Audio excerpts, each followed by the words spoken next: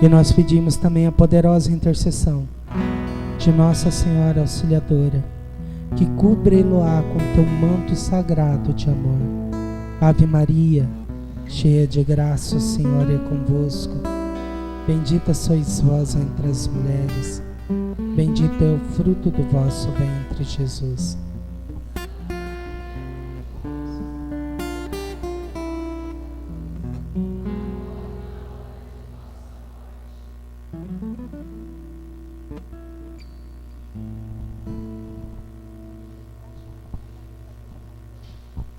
Boa tarde a todos.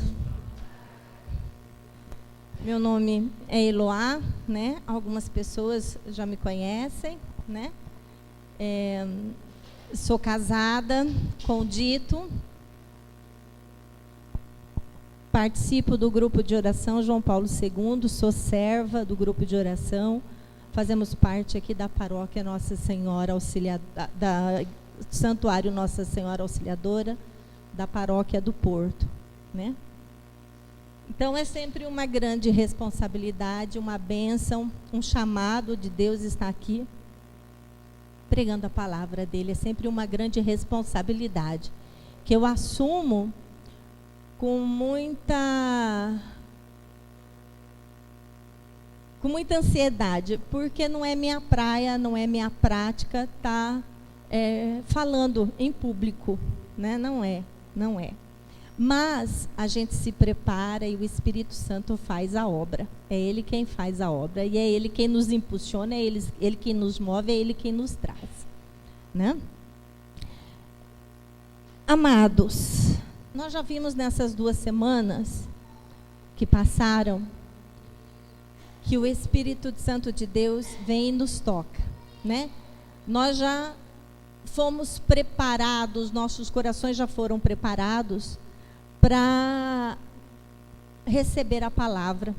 E Ele já encontrou em nossos corações, tanto é que aqueles que estão aqui se dispuseram a continuar, né? É porque o coração já foi encontrado uma terra fértil, né? Que agora precisa ser trabalhado, né? Para dar frutos, né? Os verdadeiros frutos. Fruto, que não seja só aquela árvore frondosa na beira do rio, né? Mas que também produza frutos. É isso que Ele nos fala o tempo todo, né? Jesus vem falando isso para a gente o tempo todo. E também Ele já nos alertou, já nos convenceu, já colocou no nosso coração o amor dEle por nós, por cada um de nós. Nós fomos amados, nós fomos escolhidos por primeiro, né? Que ninguém mais ama a gente que Jesus, que Deus, que o Pai, que o Espírito Santo.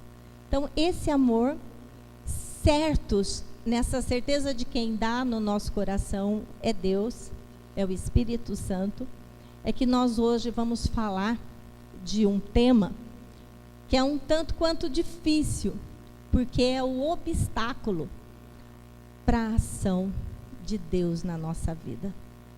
É o obstáculo que muitas vezes impede de encontrarmos Deus, de ter essa experiência com Deus, essa experiência que não, por mais que a gente leia, por mais que a gente busque nos livros das teologias da vida, na palavra, na própria palavra, se nós não tomarmos consciência deste obstáculo, ou destes obstáculos,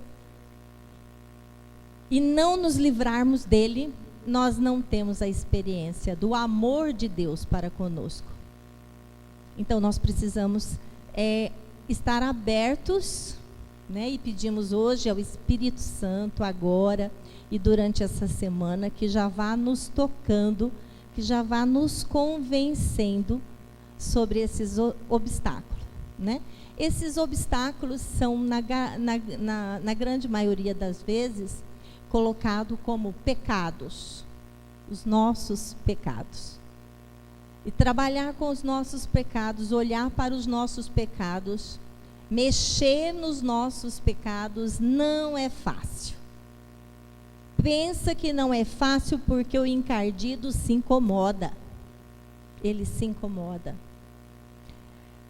Então, eu vou me reportar aqui a alguns escritos que eu busquei, que eu me reportei, que eu acho que é de suma importância para a gente, que vem...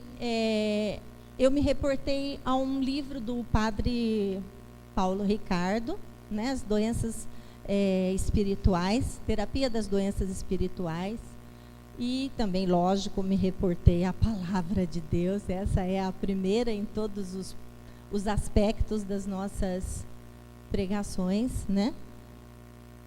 E aí, o que nós encontramos lá, né? O que é o obstáculo? O que é o pecado? O que é o obstáculo? Alguém sabe, pode dizer? É o que impede, é o que atrapalha, não é? É o que dificulta, é um empecilho à experiência do amor de Deus. É o que vem para que nós não recebamos a graça de conhecer e de experimentar esse amor de Deus. Então, isso é o obstáculo, isso é o pecado, isso é o mal, tem vários nomes para ele, né? É o encardido, é o demônio, é Satanás, né? Ele tem muitos nomes. Então, esse pecado, ele está desde a história do homem, né? Mas esse pecado, nós olhando para ele, descobrindo, conhecendo, ele por si só sai de nós? Eu conheço, pronto, tomo consciência do pecado e já não vou mais pecar e acabou? Já me convenci? Não. Não.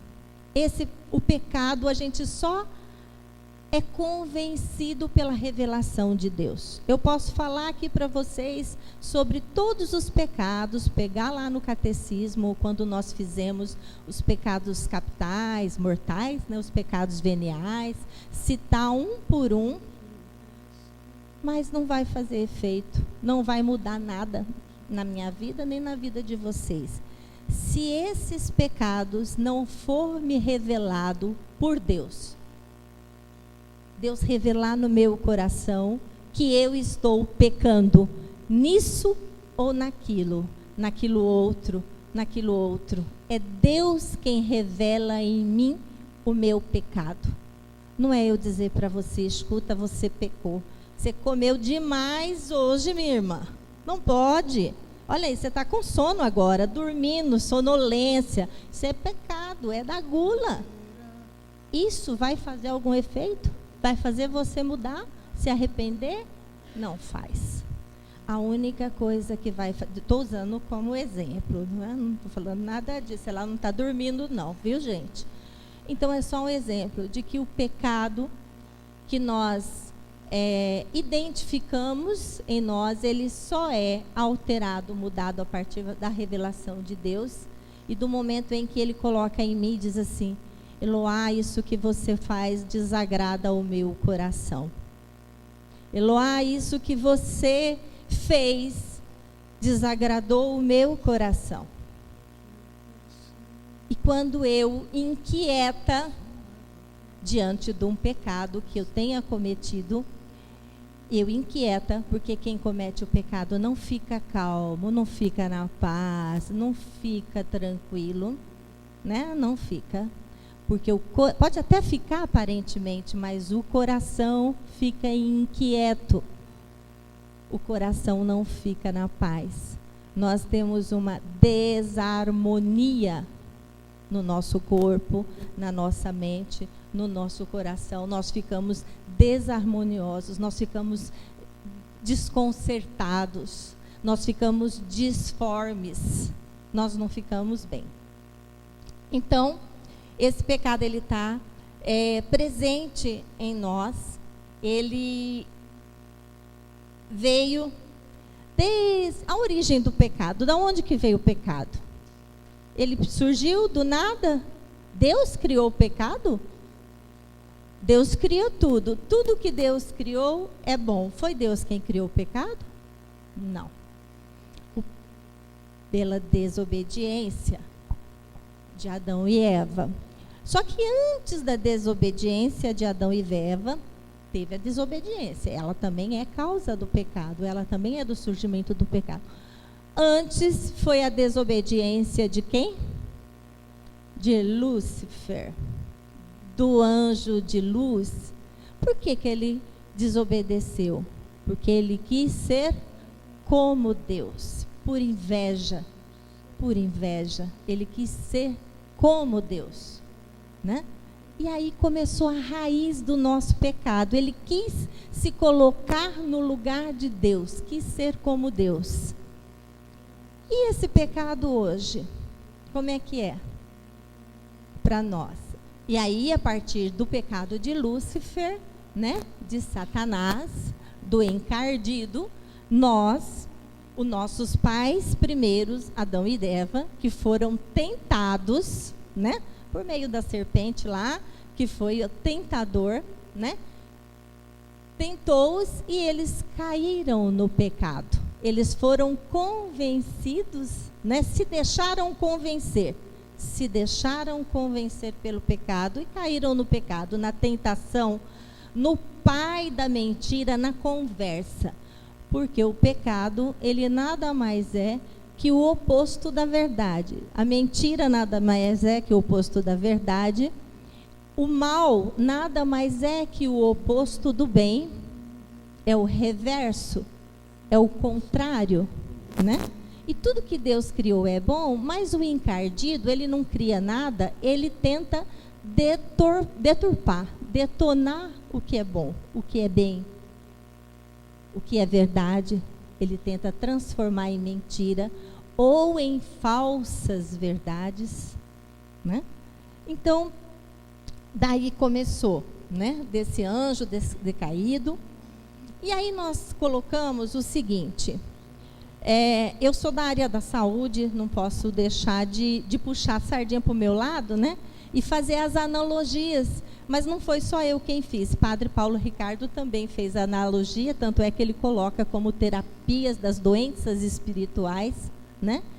E ele coloca o seguinte, que a doença, ela é uma perversão da saúde, né? Assim como o bem, né, é uma perversão, o mal é uma perversão do bem. Isso que eu já falei para vocês. Então, por trás do pecado existe uma realidade positiva. Por trás do mal existe uma realidade positiva, que é o bem, né? E que está sendo usado de forma prejudicial, distorcida. Prejudicial para quem? Para o encardido? Para quem? Para mim. Então, quando foi prejudicial para Adão e Eva, não foi? Eles, a partir do pecado, do convencimento do pecado, eles foram o quê? Expulsos do paraíso. Porque antes eles viviam no paraíso. No paraíso. Então, eles foram expulsos dos paraísos e, por conta disso, conhecemos a morte. Por conta do pecado original. Por conta do primeiro pecado. Do pecado primeiro, vamos colocar assim.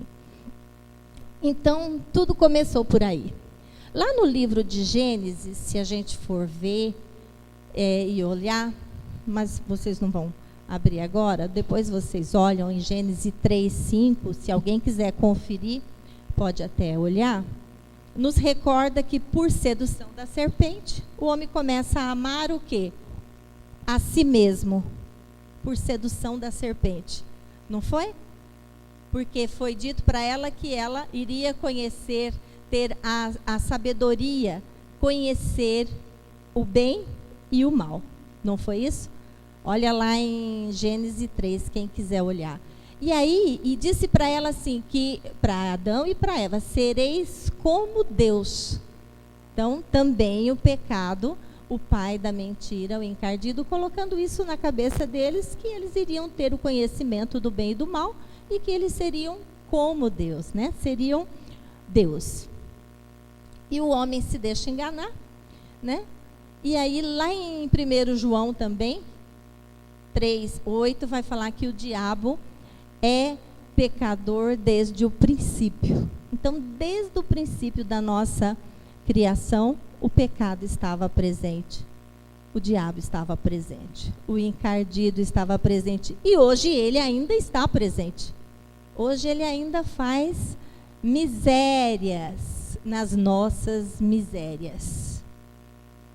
Misérias. O pecado ainda impera no mundo, em nós, em cada um de nós. Como diz aquela parábola, quem não tiver o primeiro pecado, atire a primeira pedra. Né? Jesus falando para o pecador, para aqueles que queriam apedrejar a mulher adúltera, né? E Jesus falou para aqueles que não tiverem pecado, atirem a primeira pedra. Ninguém atirou, né? Ninguém atirou, porque todos nós somos pecadores. Não tem santos aqui nesta terra, né? Já tem os que já foram, que já passaram, foram santificados. Beato João Paulo II está na eminência, mas são pessoas que viveram vidas de santidades, que combateram os pecados com a mortificação da carne, com a oração, que depois nós vamos ver na sequência.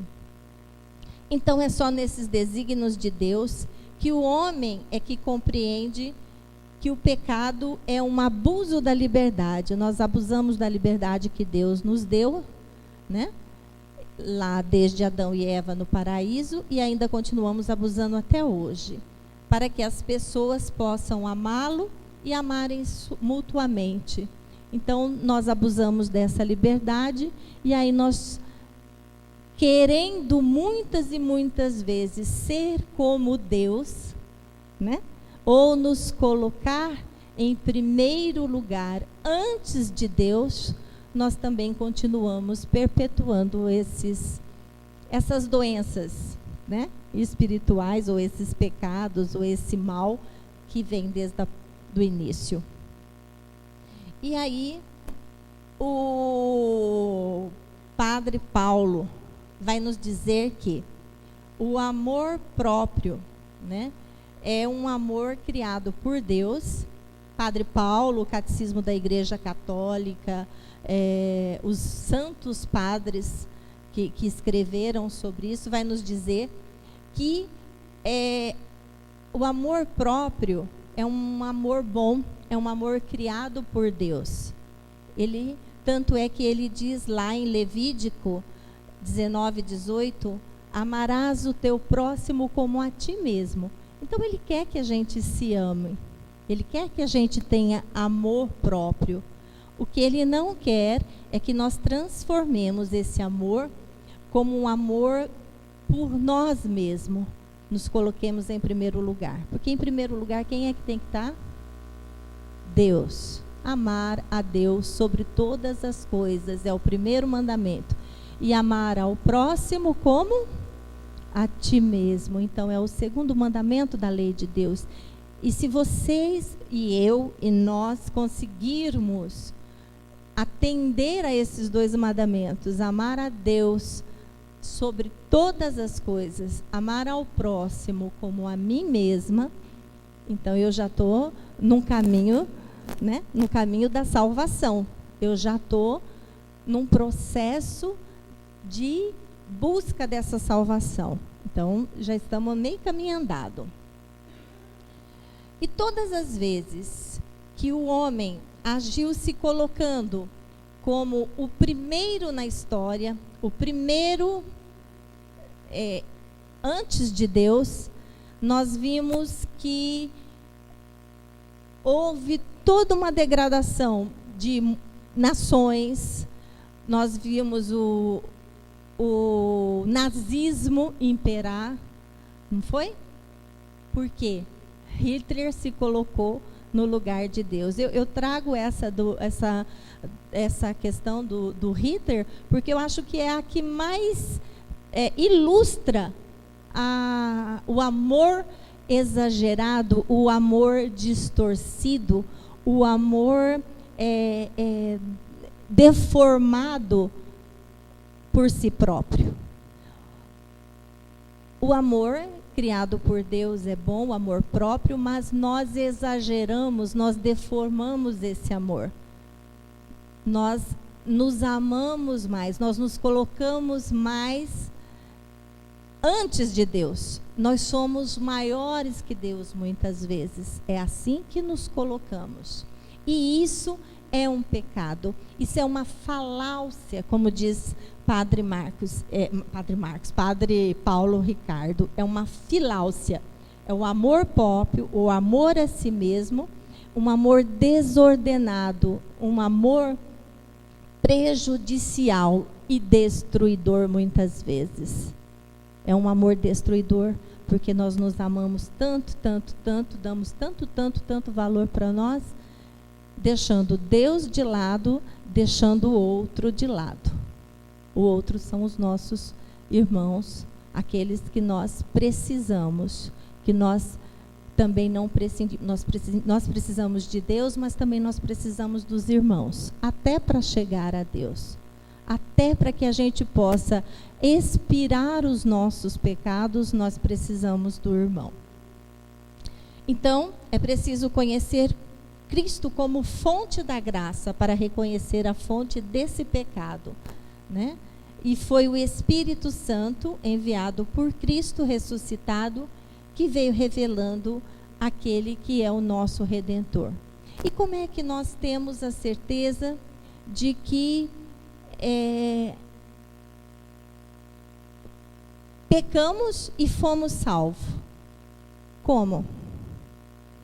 Não ficamos pecadores para o resto da vida. Nós temos a possibilidade de sermos salvos. Fomos salvos. De que forma?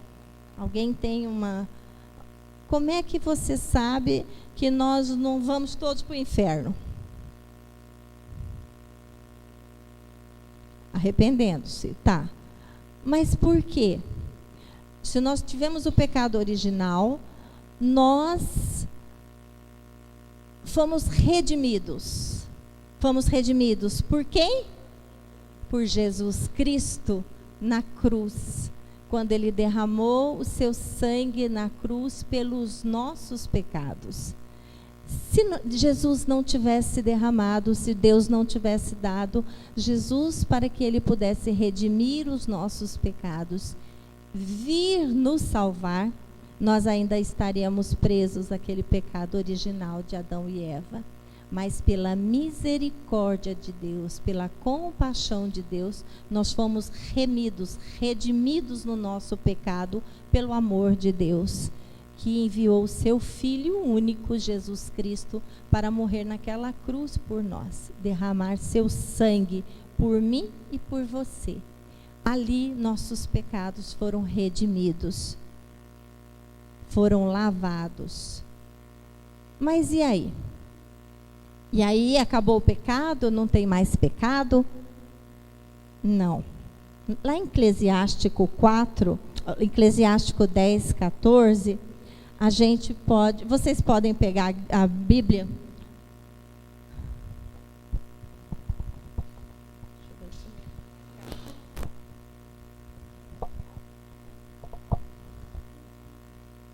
Eclesiástico 10, 14, 15.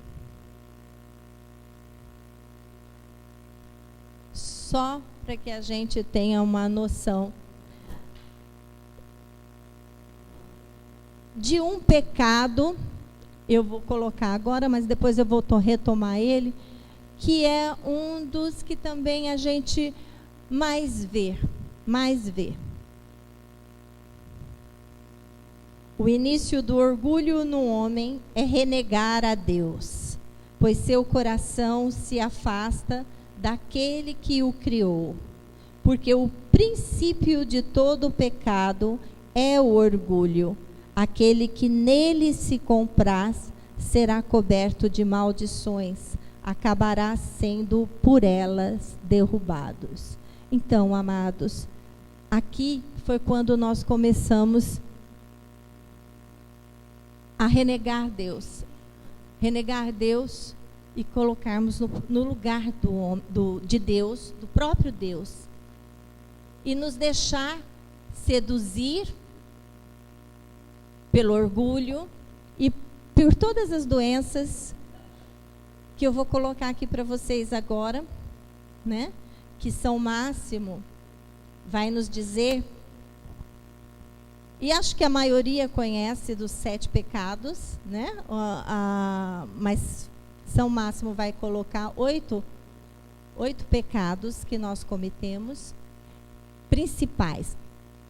Desses 8 pecados, 3, Paulo Ricardo e o São Máximo coloca como sendo a mãe, digamos assim.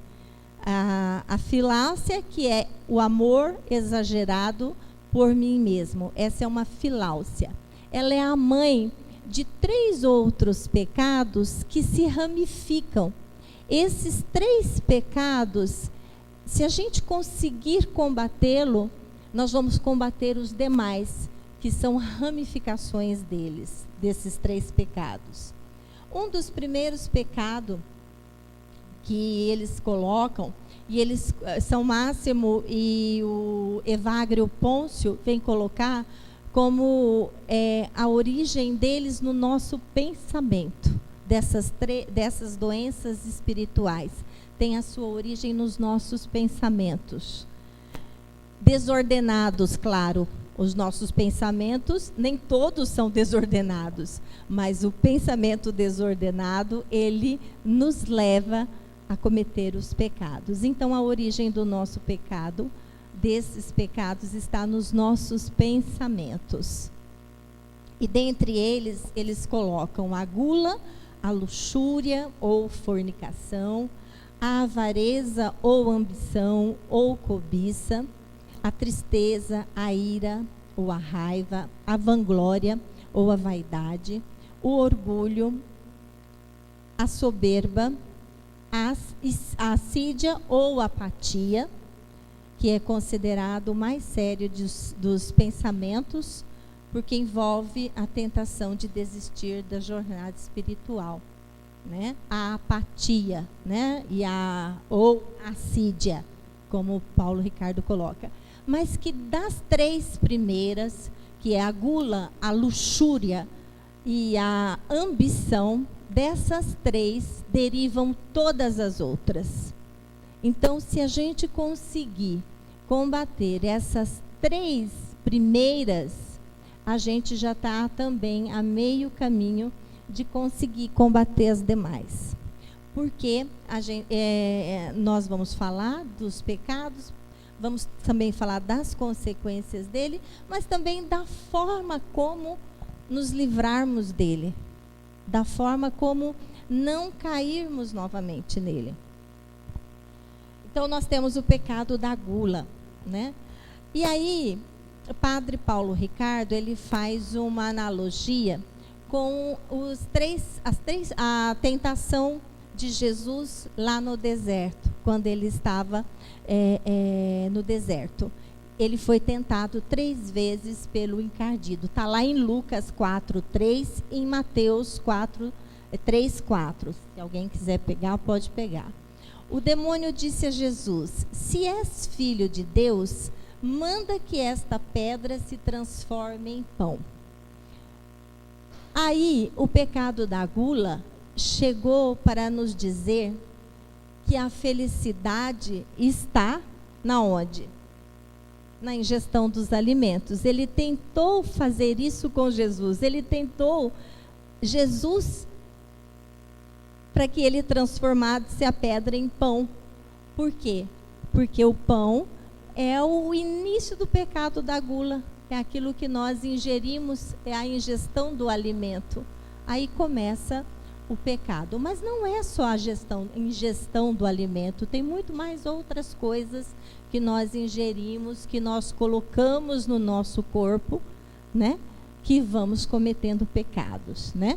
E aí, essa tendência de autodestruição, porque comer é bom, comer não é mal, comer é necessário, faz bem, é importante, mas quando nós deformamos esse ato bom, nós exageramos, nós nos autodestruímos. Nós nos autodestruímos quando nós cometemos o pensamento é deformado.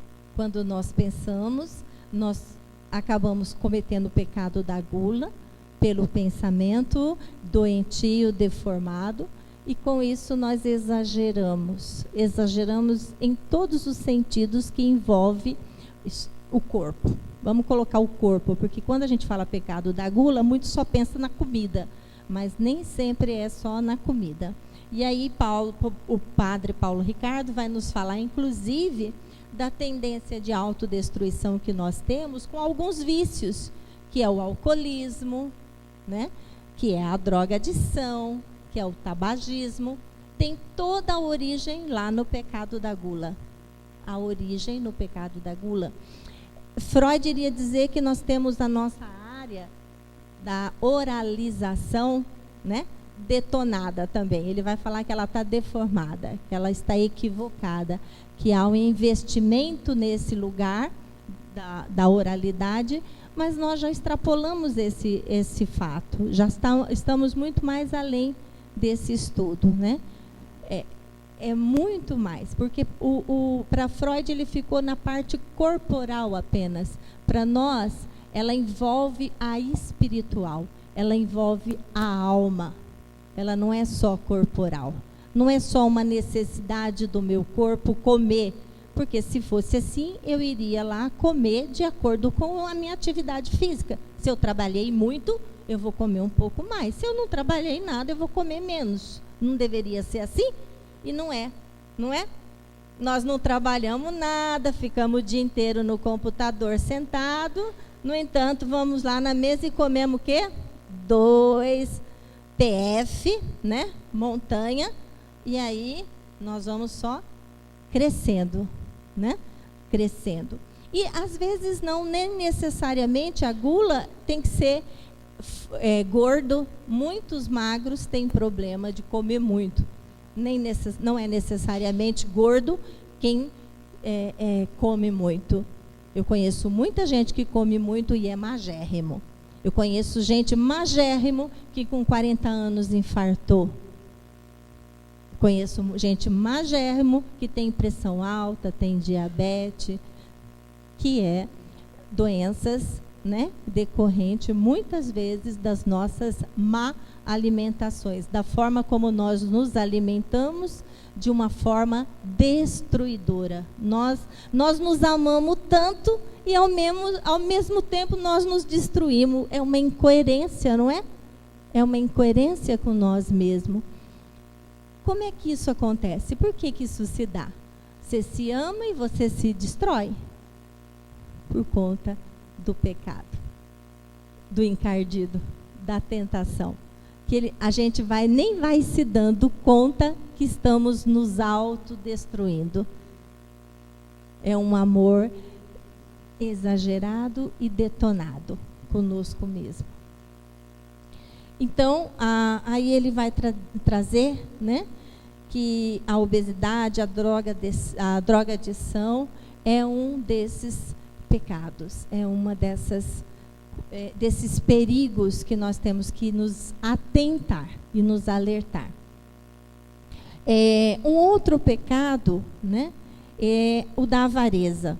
O demônio, né, disse a Jesus, que é aquela segunda que eu falei também mais importante. O demônio disse a Jesus lá na montanha: eu te darei todo este poder e a riqueza destes reinos, pois a mim é que foram dados, e eu os posso dar a quem eu quiser.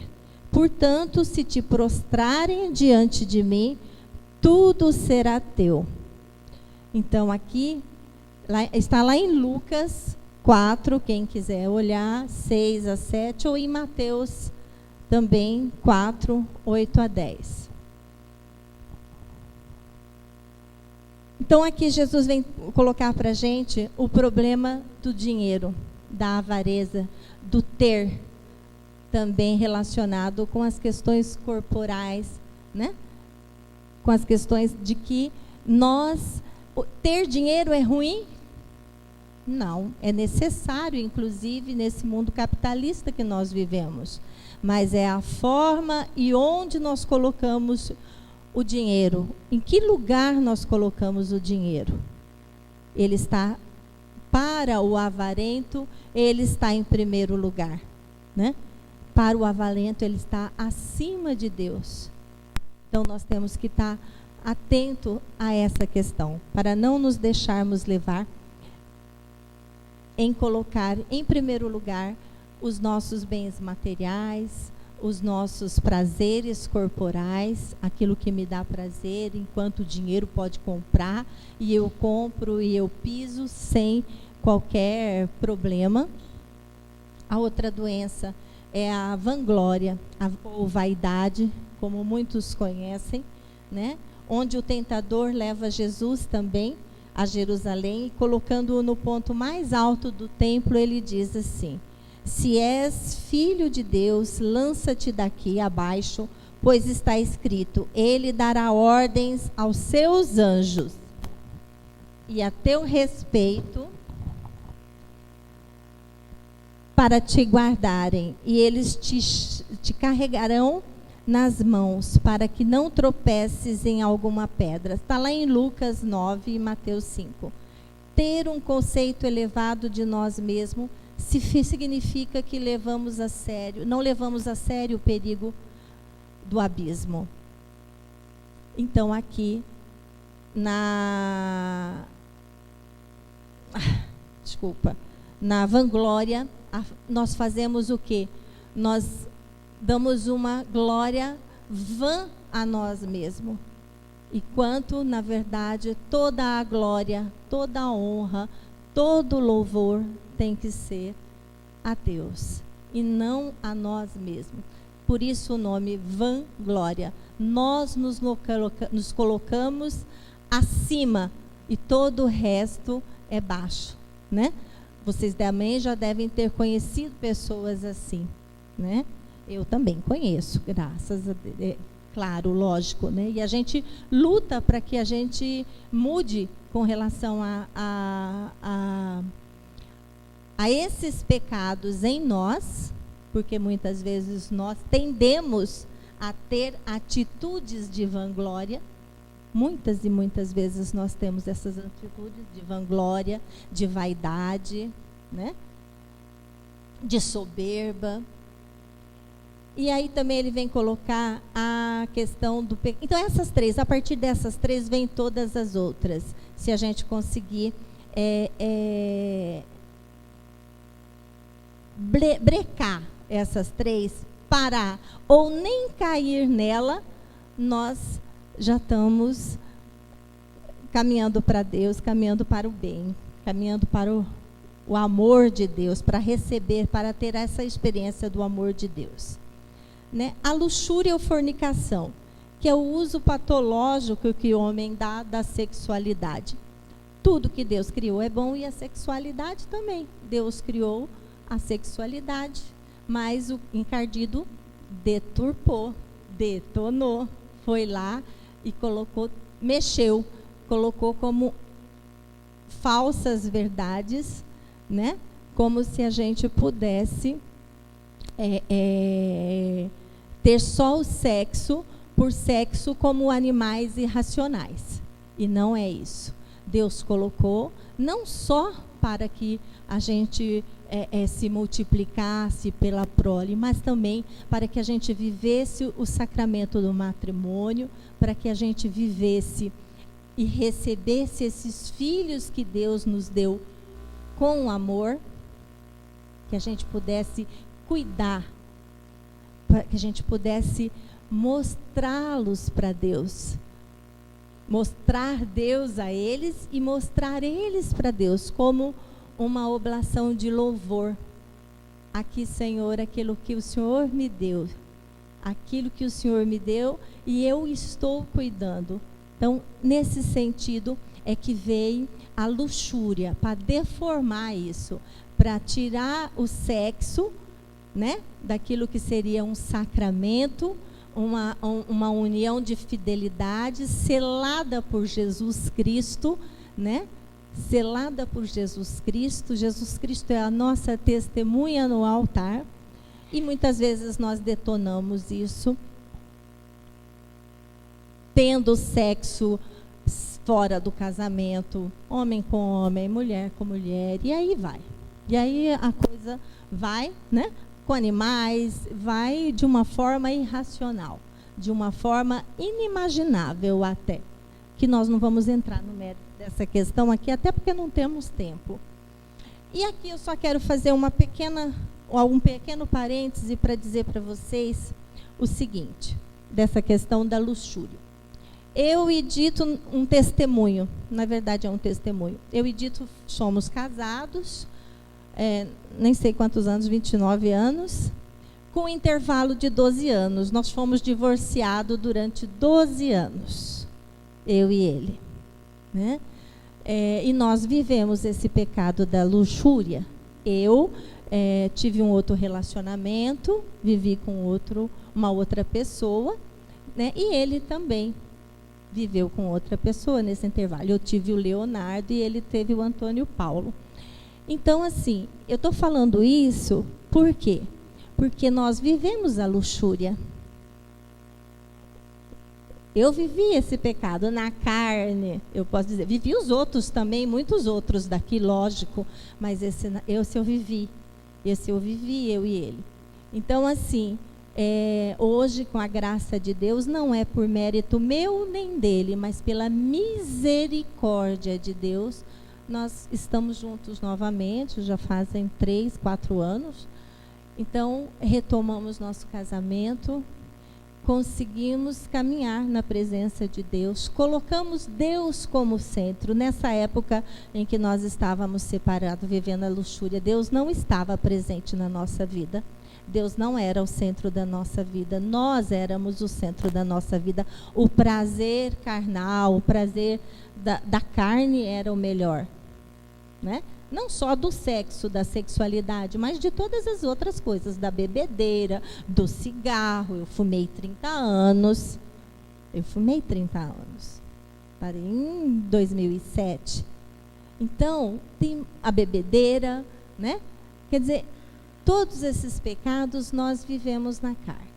Então, assim, quando Deus age com a misericórdia dele e quando a gente permite que ele haja, a experiência de Deus é vivida por cada um de nós, nas nossas vidas, nos nossos meios, e a gente vê a ação de Deus acontecer. Pode parecer, mas será que isso foi isso mesmo que aconteceu? Foi a misericórdia de Deus, porque para nós Deus estava muito distante. Para nós não comungávamos, nós não íamos à missa, nós não fizemos, mas nós casamos na presença de Deus. Deus foi o nosso testemunho, o Espírito Santo selou o nosso casamento, como eu creio que é de muitos aqui. Então, nós precisamos só, assim, acreditar que Deus age poderosamente na nossa vida e Ele faz o que Ele tem que fazer.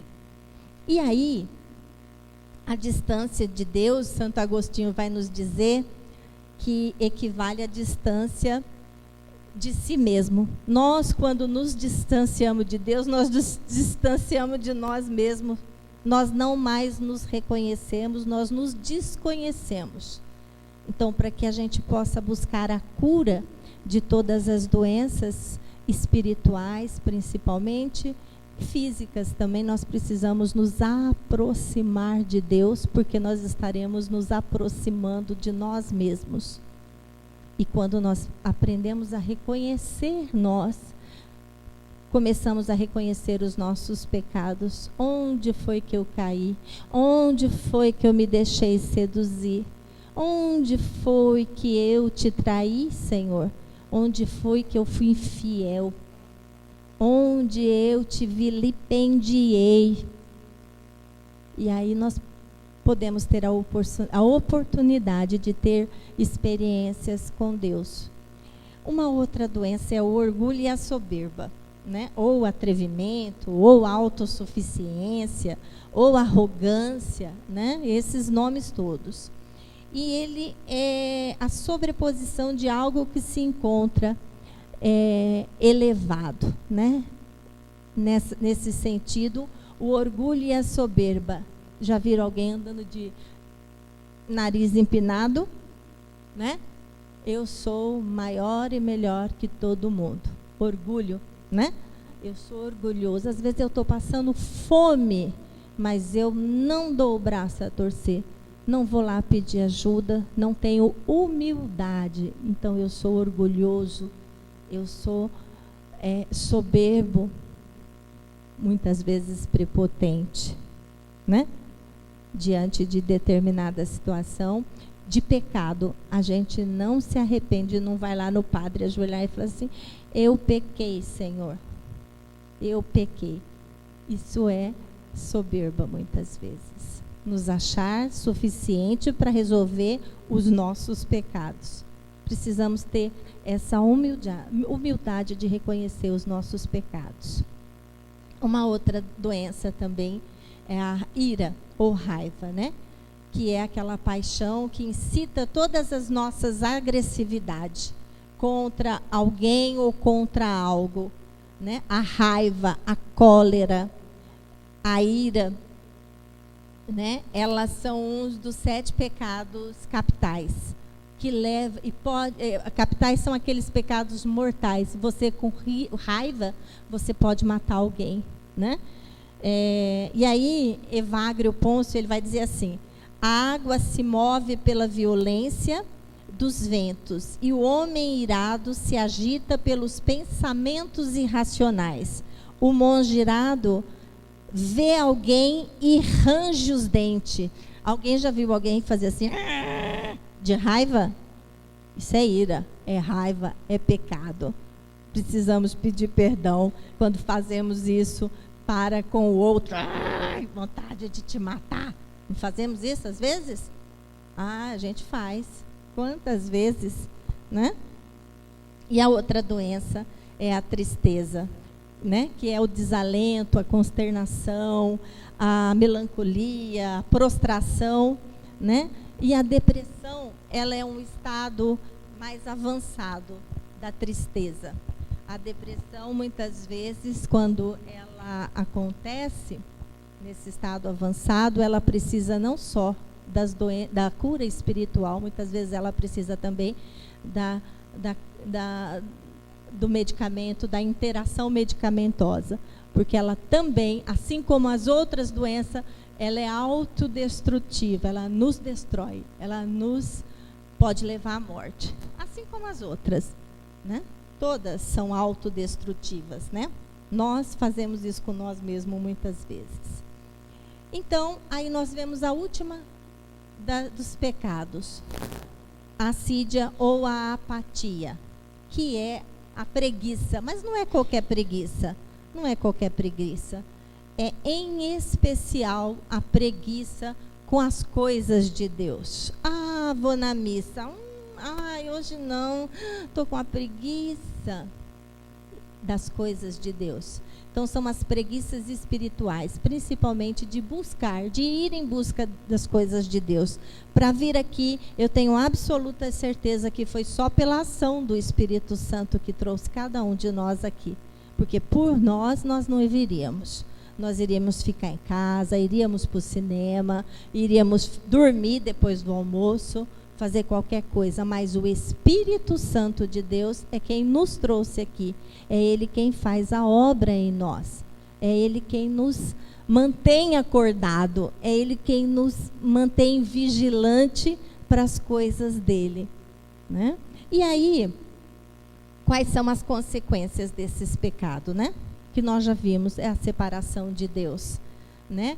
É ocultar-se de Deus, como nossos primeiros pais ocultaram de Jesus, porque eles estavam nus. Então, nós nos ocultamos de Deus. Não é Deus que se oculta de nós, não. É nós que não buscamos Deus, nós que escondemos de Deus, para Ele não ver os nossos pecados, as nossas nudez. E aí, nós nos afastamos e nós não conhecemos a glória de Deus. Então, resumindo, né? Para que todos possam pensar, como tratar esses pecados? Você falou dos pecados, mas e agora? Como tratar? Como que a gente faz para a gente ser curado dessas doenças espirituais? Graças a Deus, Deus deixou a cura, Deus deixou para que a gente pudesse estar tomando posse dela e fazendo a obra em nós, né? Fazendo a cura em nós. E aí ele vem dizer que só tem uma forma de tratar, que é a profilaxia, que é a prevenção. Uma das. A profilaxia, a prevenção. Como o pecado ele tem essa origem no pensamento, então a prevenção é ficarmos atentos aos nossos pensamentos. Aqueles pensamentos que vêm, né, que vêm para tentar nos conduzir, nos convencer de fazer alguma coisa que nos leva ao pecado. E aí está dizendo assim, é a prevenção. Então, antes de fazer, o pensamento vem. Tudo que a gente vai fazer, não vem um pensamento antes? Eu vou pegar o negócio ali. Tem um pensamento antes, nós pensamos antes. Então, tudo que eu vou fazer tem um pensamento por trás. Então, eu tenho que controlar esse pensamento. Porque eu estou passando na televisão, está tendo lá um canal onde está tendo uma relação sexual, uma questão de luxúria mesmo. Eu vou ficar olhando? Não. Eu tenho a liberdade e tenho a possibilidade de desligar, de sair, de ir para outro lugar, de fazer outra coisa, não é? Então, nós temos que nos desviar. A prevenção é desviar, né? E aí, nós precisamos aprender a não dar atenção ou intenção a esses pensamentos. Porque, às vezes, ele vem e, às vezes, nós fazemos com que esse pensamento se concretize. E aí, ele se transforma no pecado. Então, nós precisamos fazer essa profilaxia, essa prevenção. E quando já pecamos, quando já muitas e muitas vezes pecamos, como já falei, né? Nós precisamos fazer o quê? Nós precisamos fazer tudo aquilo que nos é colocado no catecismo da Igreja Católica, colocado na palavra, que se a gente pregar ali em Efésios, alguém quer pegar? Não sei se nós temos mais tempo, tem? 5 minutos? Então tá, então deixa. Nós vamos fazer o seguinte. Então, para fazer o obstáculo, quanto mais conscientes, primeiro tomar consciência desses pensamentos, quanto mais conscientes nós estivermos com esses pensamentos, né, de que nós estamos pecando, que é um pecado, que é uma doença, que é um pecado, que eu preciso ser curada, tratada, né? Eu vou fazer a escolha de eliminar a manutenção desses pensamentos, né? E as consequências advindas das escolhas, com certeza. Se eu elimino o pensamento, eu faço escolhas outras, que não olhar a revista pornográfica, que não falar mal da vida do outro, que não desejar o mal para o outro, de não me colocar no lugar melhor que o outro, né? Então, eu vou fazendo essas escolhas. E essa consciência, ela não vai ser dada por nenhum homem, ela vai ser dada pelo Espírito Santo, pela revelação de Deus. Ela não é coisa humana, ela é espiritual, ela é de Deus, é divina. Então, conhecer os pecados, reconhecer que somos pecadores. E onde mais eu tenho pecado? Aqui nós falamos de alguns pecados, mas tem uma infinidade de pecados. São muitos pecados. Onde eu tenho pecado? Arrepender-se verdadeiramente desses pecados. Não mais pecar. Confessar, né? Junto a um sacerdote. Comungar-se regularmente. A Eucaristia é um remédio. É um remédio santo, é um santo remédio para o corpo, para a alma, para o coração, para o espírito. É um santo remédio. Então, aqueles que puderem comungar, é um santo remédio. Eu sou o pão da vida. Se alguém comer deste pão, viverá eternamente. É isso que Jesus nos fala em João 6. E nós precisamos também sermos batizados no batismo da igreja e batizados no batismo do Espírito Santo, porque é só Ele quem imprime em nós a fé, é só Ele que nos impulsiona para a oração, para que nós busquemos na oração redimir esses pensamentos, reavaliar esses pensamentos distorcidos, esses pensamentos que me levam a pecar. E é só pela perseverança. Pequei hoje, vou lá e confesso e amanhã eu peco de novo. Nem é melhor, não é assim, não é assim que funciona. A revelação de Deus vai dizer assim: você pecou, e vai tocar em seu coração, não peque mais. É isso que Jesus fala para nós, falou para a mulher quando ia ser apredejada. Se eles não te condenaram, nem eu.